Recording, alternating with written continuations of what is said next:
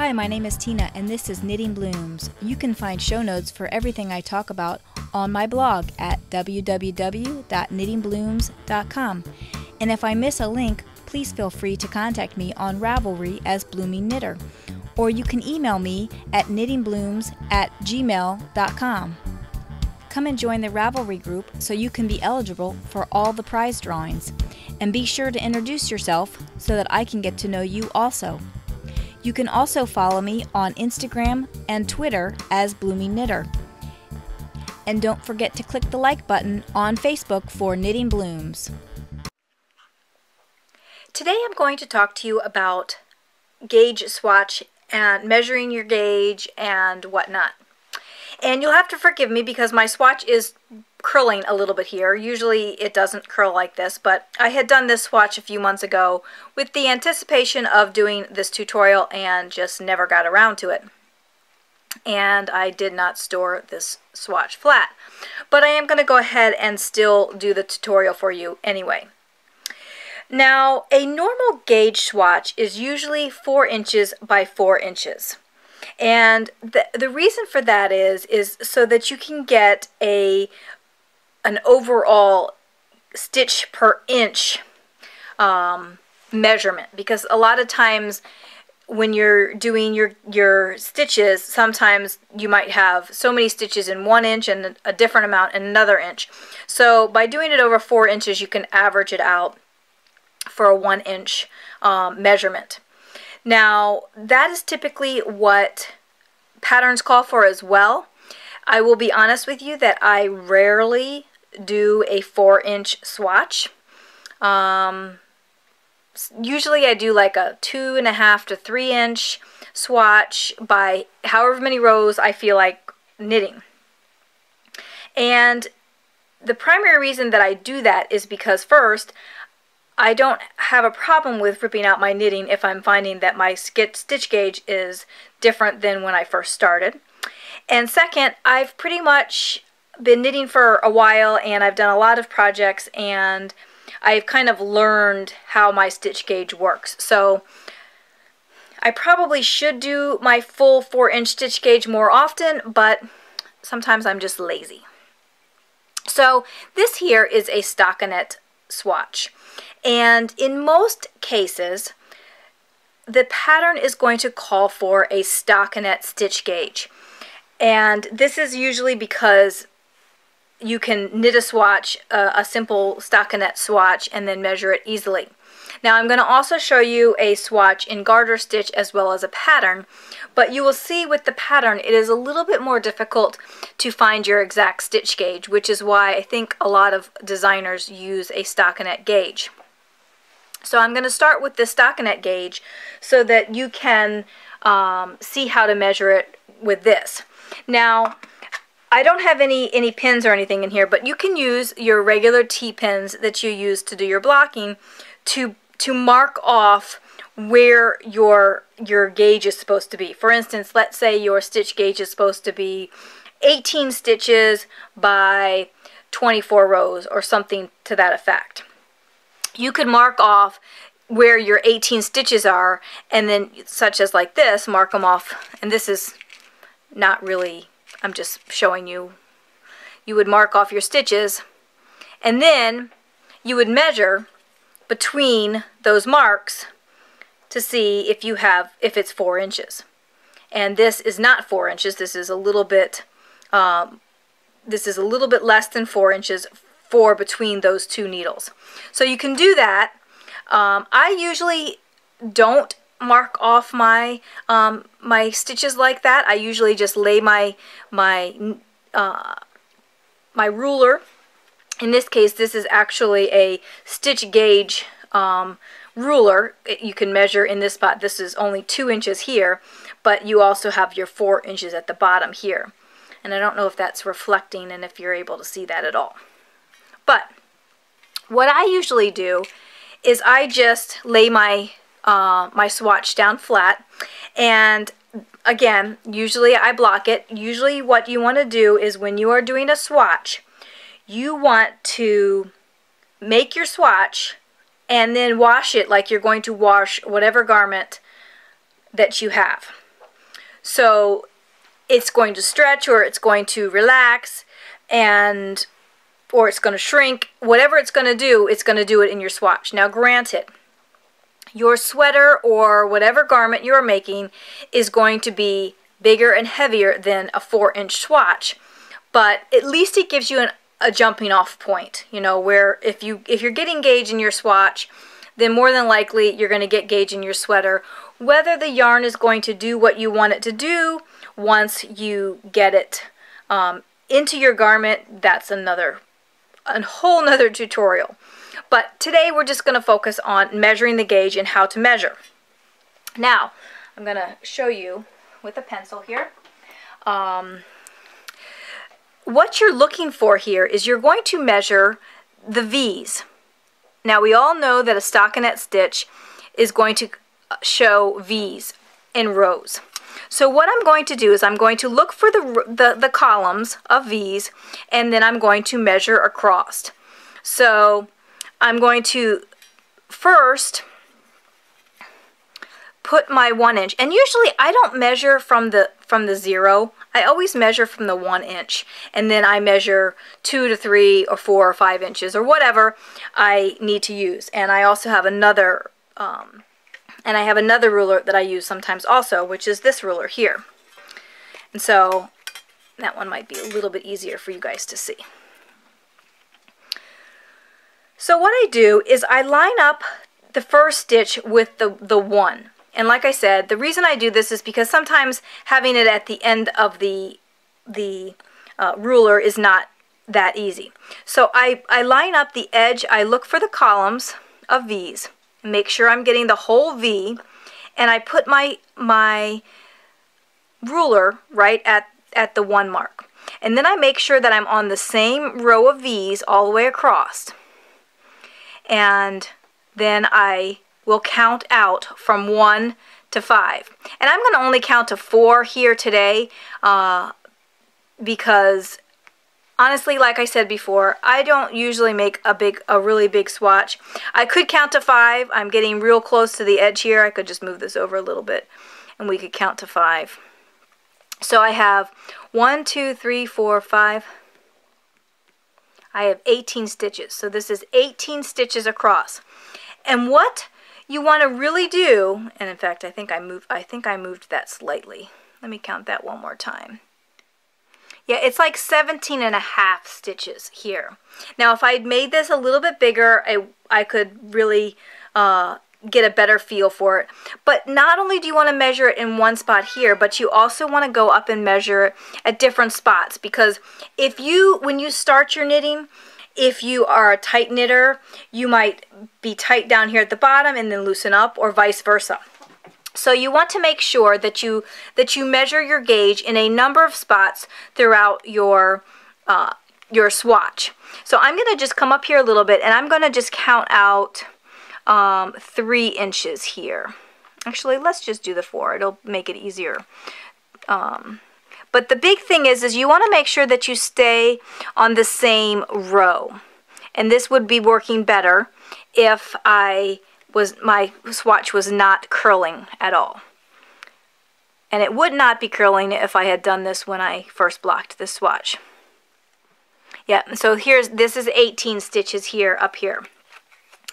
So I'm gonna say that this is an 18 stitch for 4 inches. So that will equate to 4.5 stitches per inch. And like I said, sometimes the designers will call for a stitch gauge over 4 inches. Sometimes the designers will call for a stitch gauge over 1 inch, and then you just have to do the math. Now, usually, like I said before, the stitch gauge is stitch gauge and row gauge. So you would also need to do your row gauge the same way. You'd want to make sure that you're working along the same column of knitting stitches, and you want to make sure that you put the starting point right at the bottom of the V. So you make sure that whatever you're starting with, and I'm just going to start with 1, you want to make sure that that's lined up right with the bottom of the V. And then when you measure, that you measure to the top of the V. So we'll measure this here. This is by 24 rows. So on this swatch, my stitch gauge is 18 stitches by 24 rows. And if that's what my pattern calls for, then I am good to go and I can start knitting my project. However, if my pattern calls for, say, 17 stitches, so less stitches per inch or per 4 inches, then I would need to go up a needle size in order to get less stitches per inch. If my pattern calls for more stitches per inch than what I'm getting, then I need to go down a needle size so I can bring in more stitches within that inch. So again, this might be the exact pattern, the exact gauge that the pattern is called for, and I can just move forward from here. But the most important thing is that you measure not only from the top and the bottom of the stitch, but also from the right and the left of the stitch, and that when you're measuring, that you're measuring across the same row and also down the same column. Next up, I'm going to show you this garter stitch swatch. And garter stitch is a little bit more difficult to gauge because each one of these ridges is actually 2 rows. So you have a row that's going across the top and a row that's going across the bottom. So when you count your ridges, those are actually 2 rows. And when you're counting your stitches, you have to go by the bumps. So you don't have the V's to measure, so you have to go by the bumps, which isn't that difficult. So we're going to look at this and we're going to see, okay, we're going to make sure that our the starting point of our count is going to be right at the edge of the bump, and then we'll count across to our ending point. Okay? 18 and a tiny bit, I would call that a 1/4. So because I'm just slightly past the edge of the bump on this edge. So that would be 18 and a 1/4 for the stitch gauge on this swatch for 4 inches. And then when I go to measure my row gauge, you want to do the same thing that we did before. And again, you saw that I measured across the same row. And the same thing here when we measure the row gauge. I want to make sure that I'm at the bottom of the one row, and it's easier to measure the bottom of a ridge rather than trying to measure from the middle. I mean, I guess it's either way, whatever you prefer, but I like to measure from the bottom of the ridge. It's easier for me that way. And then I can count up, and I don't quite have 5 inches here. Then I can count up my ridges, 19. So we have 19 ridges, and that would equal 38 rows. So again, if my stitch count, if I have too many stitches in my 4 inches, then I need to increase my needle size. If I don't have enough stitches within my 4 inches, then I need to decrease my needle size. Now, I've talked about the row gauge, but when I am measuring to see which needle I am using, I do not consider the row gauge in that factor, because a lot of times a pattern is going to call for knit so many inches and then do something. Meaning, like if you're knitting a sweater and you're working up the sweater, up the cardigan or whatever, the back of the sweater. It's going to say knit so many inches before you get to the armhole and then start the armhole decreases. So if your row gauge is slightly different than than the pattern calls for, then you can adjust that based on how many rows you knit, but you can't adjust the width of your garment unless your garment is worked vertically. Then you have to focus on something a little bit differently depending on how it's knit. But in a standard sweater, you would be focusing on your stitch gauge, and then it will fit around your body, and then you can adjust your number of rows if your row gauge does not coincide with what is in the pattern. And the last thing I'm going to show you today is measuring gauge on a swatch that is a pattern, that is a textured stitch. Now you might look at this and say, well, what is all of that? Well, very rarely does a pattern call for you to knit your gauge in your pattern. Very rarely. I have seen it done, so it is possible that you will come across a pattern that requires you to do your stitch gauge in your pattern. However, it's still rather difficult no matter what pattern you're using. And here is a suggestion of what you can do. You see I have here a different color here and a different color here, as well as some bits of color along the side. Okay? So what you will do is, if you need to measure a gauge in a pattern, start your pattern and then change to another color just for one row. And then knit a few more rows. And what you're going to have to do, though, is make sure that if your pattern calls for 18 stitches in 4 inches, then you're going to want to make sure you have 18 stitches between your blue marks. Okay? Meaning you have to have, this has to be your patterning section between these marks. So what you'll do is you'll knit a few rows and then just add a bit of color. And all I did was I took the stitch off of the needle and I wrapped this bit of yarn around it. It's just a tiny bit of yarn, and I tied it, and I just wrapped it around that one stitch, and then I worked the stitch. So then when I put my ruler up to it, I can see, okay, my gauge is however many stitches this was, and I'm not sure exactly. It comes past a 5-inch mark. So if you're supposed to be within that 4 inches between your two colored pieces, then this means that I have way too many stitches between my markers. So I need to decrease my needle size so that I can get down to have my stitches between 4 inches. So I have an extra few stitches here. It looks like an extra 3 stitches here past 4 inches. So if my stitch gauge was supposed to be in 4 and this was supposed to be my stitch gauge in 4 inches, then I need to decrease my needle size in order to make this pattern work in that gauge.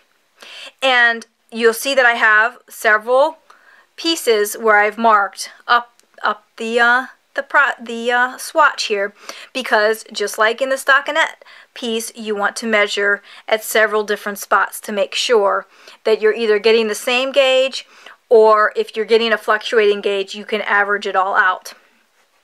The 2 rows with different colors is so you can measure your row gauge. So then you would just find your row and then measure, and again, if this is supposed to be in 4 inches, which would be here if I'm starting at 1, 4 inches would be here. I have a few extra rows here. It looks like maybe 2 or 3, I think 3 rows, that is over 4 inches. Now, if I decrease my needle size, that's also going to decrease the row gauge too. So I would then make another swatch with a smaller needle, doing the same thing with the markers, and then measure again. But again, like I said, usually your pattern will call for a stitch gauge in stockinette. rarely it will call for a stitch gauge in pattern, but this gives you an option if you're having difficulty measuring your gauge in pattern, just by adding these extra rows of a different color, and then adding these just little bits of color in the back. And like I said before, all I did was take just a small piece of yarn. Let me flip it over and I'll show you. I just took a small piece of yarn and tied it around that stitch as I was working up. And I did that as I worked because it's easier to figure out where you are, what stitch you're on while you're working across the work, than it is to go back and figure out where it is after the fact. So I hope you enjoyed this brief tutorial on measuring gauge. If you have any questions about this tutorial or other tutorials that I have, you can contact me on Ravelry as Bloomingknitter, or you can email me at knittingblooms@gmail.com.